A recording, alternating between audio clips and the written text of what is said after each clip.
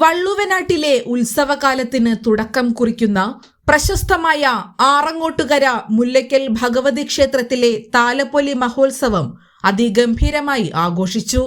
മണ്ഡലകാലം 41 ദിവസം പൂർത്തിയാക്കി വരുന്ന ആദ്യ വെള്ളിയാഴ്ചയാണ് ഈ വലിയ ഉത്സവം നടക്കുന്നത്. ദേവസ്വം കമ്മിറ്റിയോടൊപ്പം പുലാത്തുപറമ്പ്, ആറങ്ങോട്ടുകര, എഴുമങ്ങാട് എന്നീ വിഭാഗങ്ങൾ സംയുക്തമായാണ് ആഘോഷങ്ങൾക്ക് നേതൃത്വം നൽകിയത്. 16 ഗജവീരന്മാരെ അണിനിരത്തിക്കൊണ്ട് വിവിധ വിഭാഗങ്ങൾ നടത്തിയ ദേവീ സ്വരൂപം എഴുന്നള്ളത്ത് ഉത്സവത്തിന് മാറ്റുകൂട്ടി.